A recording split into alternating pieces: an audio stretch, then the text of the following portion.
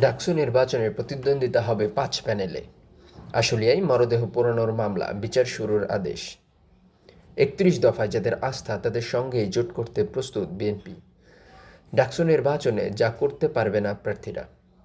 আসসালামু আলাইকুম, আপনাদের সাথে আছে আমি মোহাম্মদ মারুফুল ইসলাম। এতক্ষণ শুনছিলেন ডেইলি নিউজ বাংলাদেশ শিরোনাম, এবারে বিস্তারিত। ঢাকা বিশ্ববিদ্যালয় কেন্দ্রীয় ছাত্র সংসদ ও হল সংসদ নির্বাচনে অংশ নিতে মনোনয়নপত্র জমা দিয়েছেন বিভিন্ন সংগঠনের ও স্বতন্ত্র প্যানেলের প্রার্থীরা। প্যানেলগুলোর প্রার্থী চূড়ান্ত হয়ে যাওয়ায় এখন ক্যাম্পাসে নির্বাচনী আমেজ তৈরি হয়েছে। তবে ডাকসু ও হল সংসদ নির্বাচনের প্রচারণা এখনও শুরু হয়নি। ২৬ আগস্ট বিকেল ৪টায় চূড়ান্ত প্রার্থী তালিকা প্রকাশ করা হবে। মনোনয়নপত্র প্রত্যাহার করা যাবে ২৫ আগস্টের মধ্যে। ভোটের দিনের ২৪ ঘন্টা আগ পর্যন্ত প্রচার করা যাবে। গতকাল বুধবার মনোনয়নপত্র জমা দেওয়া শেষে বিশ্ববিদ্যালয়ের সিনেট ভবনের ৩য় তলায় ডাকসু নির্বাচনের প্রধান রিটার্নিং কর্মকর্তার কার্যালয়ের সামনে ভিড় করেন প্রার্থীরা। বিভিন্ন প্যানেলের পাশাপাশি স্বতন্ত্র প্রার্থীরাও মনোনয়নপত্র জমা দেন। জুলাই আগস্টের গণ অভ্যুত্থানে আশুলিয়ার ৬ জন মরদেহ পোড়ানো সহ ৭ জনকে হত্যার মামলার অভিযোগ গঠন করা হয়েছে। বিচার শুরুর আদেশ দিয়েছেন আন্তর্জাতিক অপরাধ ট্রাইব্যুনাল ২। আজ বৃহস্পতিবার আন্তর্জাতিক অপরাধ ট্রাইব্যুনাল ২ এর চেয়ারম্যান বিচারপতি নজরুল ইসলাম চৌধুরীর নেতৃত্বাধীন বিচারিক প্যানেল এ আদেশ দেন।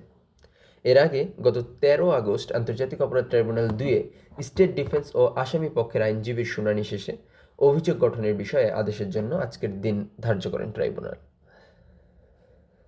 বিএনপির ৩১ দফায় যারা আস্থা রাখবে তাদের সঙ্গে জোট করতে প্রস্তুত দলটি। যুগপৎ আন্দোলনের শরিকদের পাশাপাশি অন্যদের সঙ্গেও জোট গঠনের ইঙ্গিত দিলেন শীর্ষ নেতারা।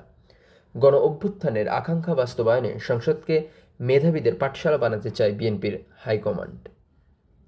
দলটির সর্বোচ্চ নীতি নির্ধারণী ফোরাম জাতীয় স্থায়ী কমিটির সদস্য আমির খসরু মাহমুদ চৌধুরী বলেন, নির্বাচনী টাললে ঢুকে গেছে বিএনপি।